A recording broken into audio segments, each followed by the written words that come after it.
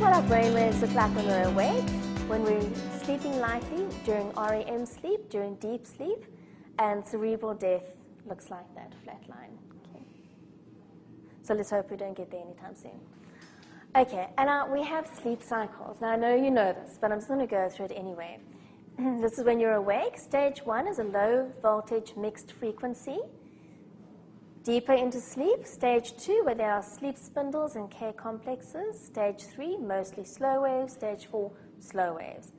And then you start to come out of it a little bit again, but you don't wake up. You're there, at that stage, you have REM sleep. Okay, so you're almost awake, but you're not.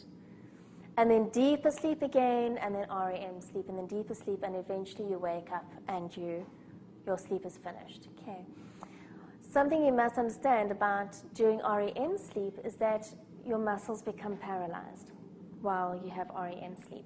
And that becomes very important in understanding sleep disorders. So I'm going to get to that in a moment. Now, one sleep disorder that many of us suffer from is insomnia. And there could be various reasons for that, so I'm not going to go into that. Restless leg syndrome, I don't know if any of you have ever experienced that, where you feel you can't sleep because you've got to move your legs. They just get really irritable and you have to move them. Sleep apnea is when you're not getting enough, you tend to stop breathing. And you wake up with a shock because you haven't been breathing, and it disturbs your sleep. And I just read some very interesting research in this week about sleep apnea and how people who have sleep apnea are more likely to form false memories. And if you think about how sleep and memory and so on works, you know that during REM sleep, that is when our memories become consolidated, and it moves from the hippocampus to the rest of the cortex. And if you're having disturbed sleep, then those memories don't get properly consolidated. So if you're having sleep apnea and you keep waking up, you're probably not getting proper REM sleep. So those memories probably aren't being consolidated correctly. So it would make sense that those people would be more prone to having false memories. Now, narcolepsy, I find an extremely interesting field.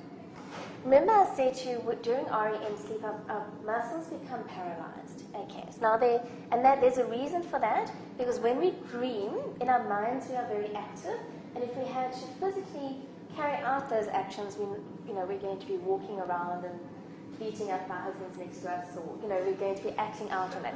So our muscles become paralyzed, and that's very normal. That's the way it's supposed to be. But things can go wrong. Okay, for example, you get people who sleepwalk. Where they do get up and walk around, it's because their muscles weren't paralyzed. Then you get sleep attacks, like that. Do you want to? Okay, sure, Paul. I want to talk more about this in a moment. Yes. Sleepwalking doesn't fall under narcolepsy, no. But I don't think it's really listed as a disorder. But it would make sense if you think that it must be a malfunctioning in that natural paralysis. And it happens in that REM sleep just because the muscles are paralyzed. That is my understanding. But that one would need to look more into that. But that's my understanding of it. Sure. Yes. What about sleep terrors with children?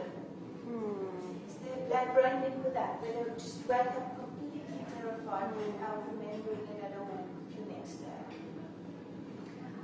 I don't know much about sleep terror, so I can't really comment on it. But what I should imagine happening is they're just very, very bad nightmares that would send the heart rate up and get the adrenaline pumping. And look, most of us don't remember our dreams anyway. So it would make sense that even if you had a terrible dream, that you're not going to remember it. What would cause a sleep terror is, that I suppose that would, one would need to go into. It's very hard to wake them while they're experiencing sleep terror. They're not very conscious at all. They're awake, but they're not conscious. Okay. Does it maybe fall into that also the neuroses, like the anxiety? Because when I have stress, then I tend to ask about sleep terror.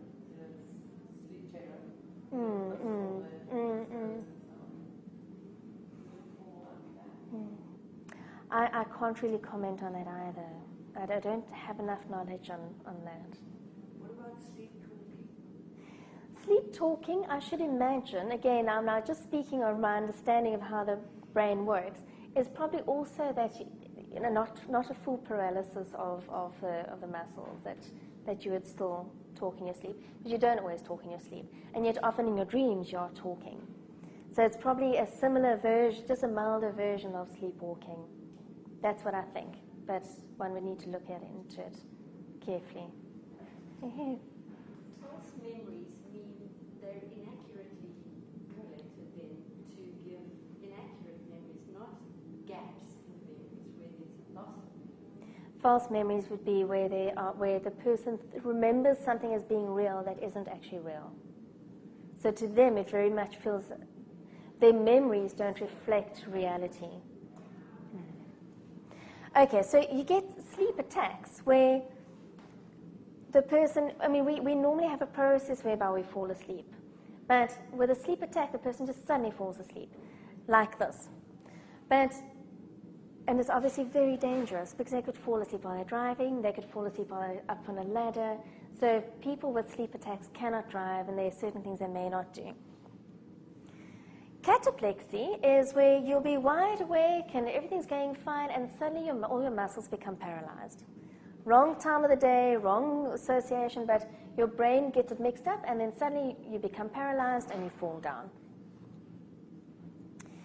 Hypnagogic hallucinations, on the other hand, are when you're dreaming, but you're actually awake. So you have these images in your mind and so on, as you do when you're dreaming, except now you're awake and you're busy doing something else, and suddenly you have these, what they call hypnagogic hallucinations. It's just the system going wrong. And then sleep paralysis, which is the one that I find extremely interesting, and it's highly common, that you become paralyzed, or you are still paralyzed after you've woken up. So you'll get people who tell you that they will sometimes wake up and they can't move. But what makes it particularly interesting is that it tends to be associated with certain other things.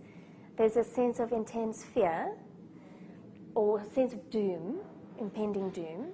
There's a sense of another presence with them or approaching them. There's often a feeling of being pressed down on the chest. And there's a cultural interpretation of the presence in the room. And I've attended some very interesting presentations once on these two Egyptian doctors who were going around country to country and looking at the cultural impact of this. So, for example, in the sort of British area, the people the fear they have, the presence they feel is the old hag. Now, I don't know the old hag, but it's apparently something that they really, really fear. In other cultures, it would be other things. In America, he's associated with UFO abductions, that they think these are UFOs. And people that I've spoken to who experience this, colleagues and so on, as I said, it's very common, who experience it, they associate it with the, that little man, Tokolos, the little Tokolos.